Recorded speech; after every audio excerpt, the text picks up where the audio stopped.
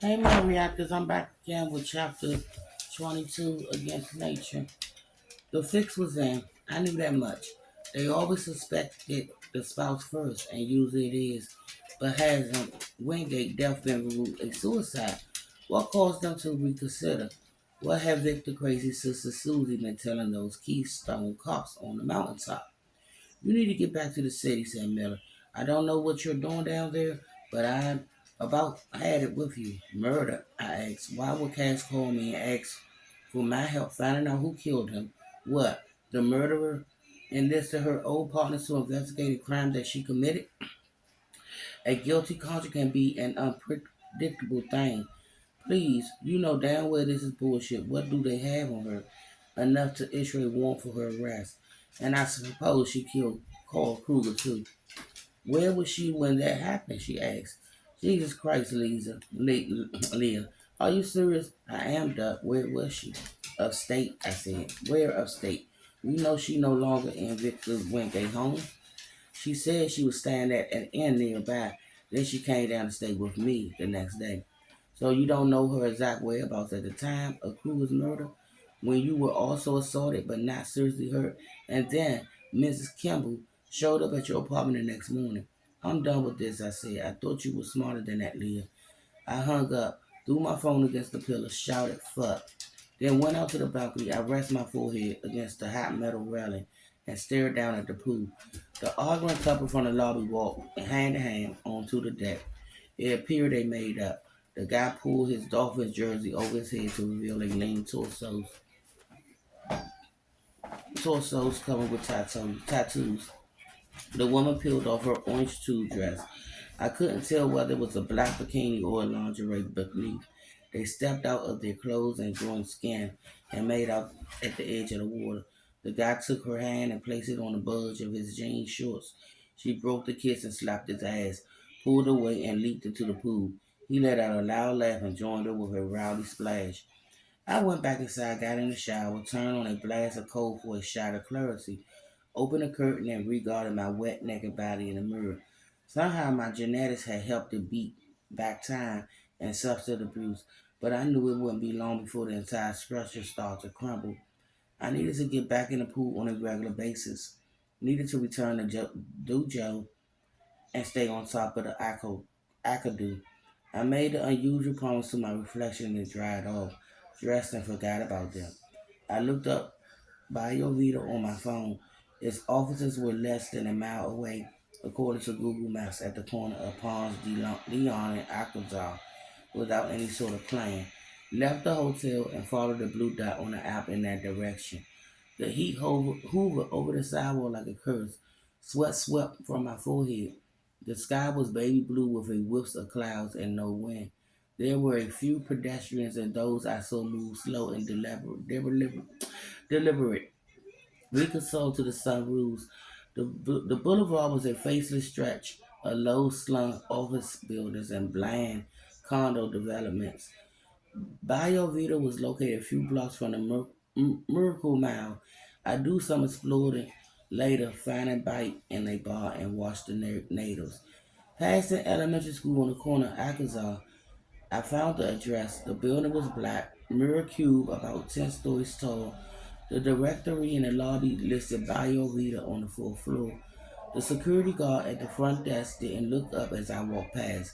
I rode the elevator up and was deposited into a lobby full of bright pastels, fit middle-aged men and a few scrapping teens accompanied by fathers. I lingered in on the doorway. Can I help you? Asked a blonde receptionist. She looked like she'd been created in a beachside lab. Her lips and chest were enhanced to an unnatural degree. Her tan, the product of years of worship. Her hair was the color of salt and sunshine. I looked above her at the company logo on the wall and pretended to squint at it. I'm sorry, is this Sunlight seat? I asked. Sixth floor, she smiled. Two more up. Oops, my bad, I said. I turned towards the elevator, put pause as I heard a door open behind me. I looked back to an attractive black nurse scanning the waiting room. She was tall and curvy, and her dark skin seemed to glow against her white nurse uniform. She called for an Alex Nexter. One of the teens stood up and looked down at his father. The older man winked at his son and gave a knowing smile. The nurse guarded me with a hand on her hip. The kid, Agnes, turned with the rest. The rest of the room followed their gaze and stared at me. Have a good one, I said, holding eye contact with the nurse. I rode the elevator down and returned to the blinding sunlight. In 2 blocks, I found a bar called the Bar. Its white interior was as plain as its name, but inside it was a dark and cool Loretta Lynn played on a jukebox. I found a stool at the round bar and ordered a beck and a burger. It was a little after 3 p.m. I go back to the Bio Vita building at 5. Around the time the doctor's staff should be getting off. If I wanted to follow anyone, I would need to rent a car. But with any luck, one of them would leave on foot, perhaps for a nearby happy hour. That was the half-ass plan anyway. I ordered another bet when the food arrived and inhaled both. I thought about Stevie and Juliet. I pictured Terrence and his partners from Warrior Security lingering around the apartment, stealing peeks at Juliet's ass while she flirted and soaked up the attention. I told myself I should forget this nonsense and return to the city, lay low for a week or two to prove I wasn't interested in pursuing this further. Whatever happened to Wingate or to Carl Kruger wasn't my business. I should be grateful I got no warning. I needed to get back and do what I could for casting those bullshit charges. What was I supposed to accomplish?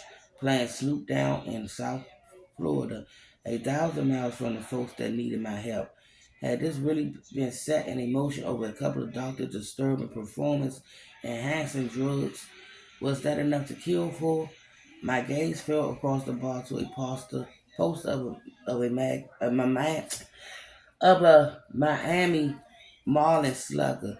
He posed with hard eyes, but bat propped on his shoulder like a weapon. His forearms were each the size of toddlers.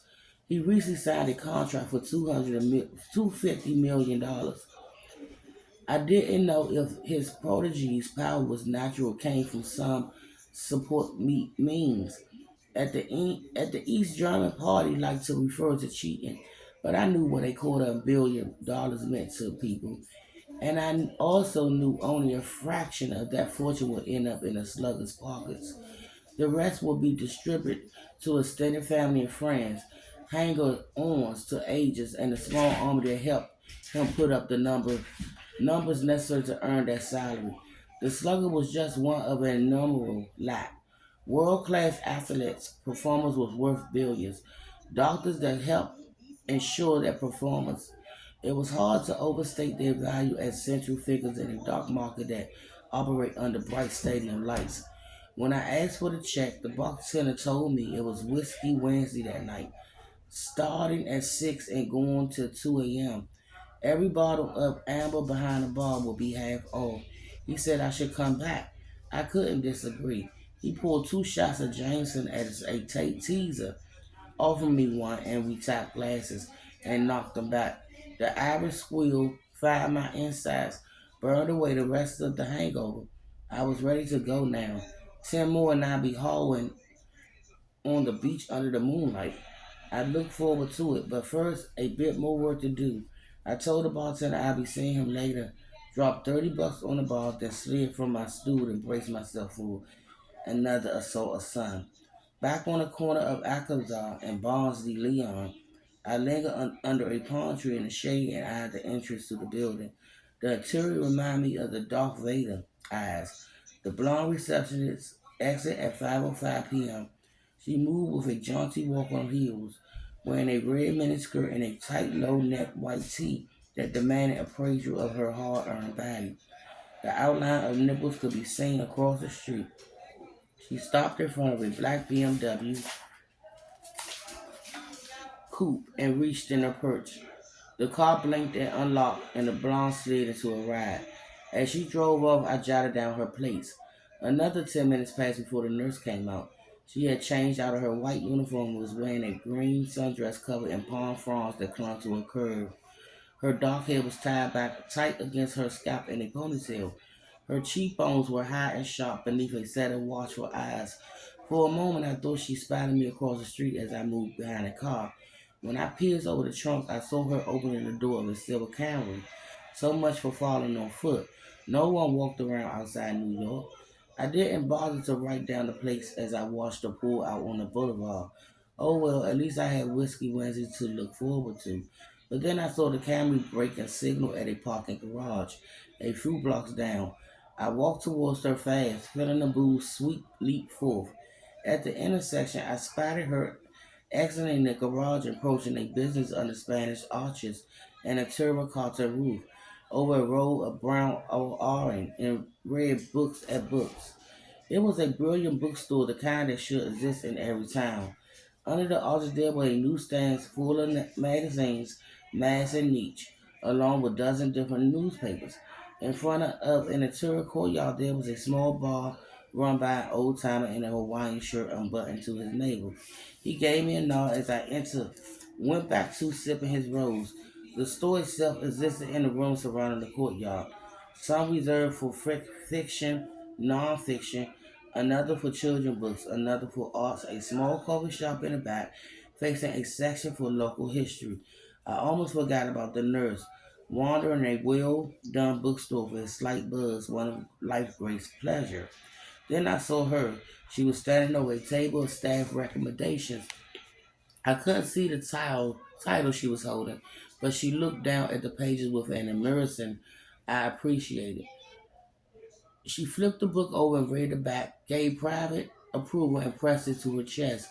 So I turned and examined the nearest row. It was the Yah section. A few girls eyed me with suspicion. She passed behind me towards the register. I watched her pay, chatting with the clerk like a regular. She had a bright, easy smile, a kind of air about her. With new book in hand, she went to the bar in the courtyard and opened it and ordered a drink. I waited a few minutes, wandering the stack, scanning for a suitable title, one that might spark some conversation. I settled on a Charles Willful called Miami Blues. The back cover said that if I was looking for a master's insight into the human descendant of South of Florida, then no one did it better than Willful. That's what I paid and scrolled out the magazine racks, examined the covers before I moved to the bar and took a seat one down from the nurse. She was sipping a white, gazing down at the opening pages. Manicured orange nails grazed her cheeks. I ordered a beer received in a frost glass. I glanced around the bar and the courtyard. Every patron had a nose in a book and a drink at the elbow. I stumbled into a locust land of readers and drinkers, outdoor pools, and a spot like this. The town was growing on me. I kept an eye on the nurse glass. I couldn't wait until she asked for the check, and therefore missed my window, but I also couldn't move in too quick. I polished off the Peroni after a page or two. The old time behind the bar placed a new one in front of me before I asked. He knew how to spot the thirsty ones. Oh, Hope Mosley, he said. That's your first waterfall? It is, I said. You a fan? Guy's a legend. You're in for a treat. No one better to give you a sense of this town. You're not from here, are you? How could you tell? He laughed. You're either a Yankee or a shut-in, he said. No one around here is pale as you. I noticed the nurse smiled at his comment without taking her eyes from the page. I turned to her. That's obvious. She looked up and appraised me. Her eyes glimmered with recognition. It's you, she said. You work at that place, what's it called, where I stumbled in earlier.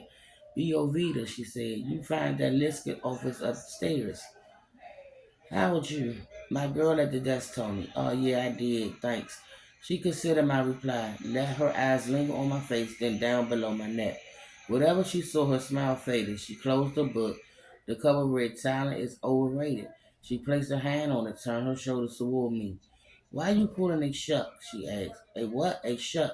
Why you messing with me? I'm not, I said. That's why you hit the down button on your way out, she asked. I asked my girl Tiff what you were doing there, and she said you were looking for Son Skit. Except that's on the sixth floor, and you went back down. I know I forgot what she said and went down to look at the directory. Right. Why do you think I'm lying? I asked. Show me your contacts, she said. Why should I? Because you ain't wearing anything. I don't see any glasses, which tell me that you are full of shit. So, like I said, why are you pulling it shut? I nod to her glass. If I tell you, can I buy you another drink? From a lying stranger, thanks, I'm good. What if it's a really good story from a guy who's not that bad? Sell it to the bartender. He pays to hear it. She reopened her book. Eyes returned to the page. Body language shutting me down. I pointed to the cover. You gonna like that? I said. I read it a while back.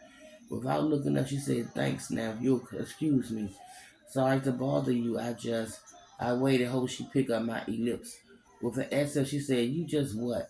It's funny. That's all. Your book sort of relates to what I'm doing down here. Which is what? Wandering into office and lying about your presence. I'm sorry about that. I had my reason. Can I tell you about it? Why? Because I believe in Kismet, and because I think anyone who buys that particular book will be interested in what I'm up to." She looked from me to her glass, then raised it and swallowed down the rest.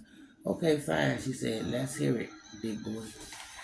So, y'all, that's it. And I'll be back with chapter 23. And y'all, buy my readers.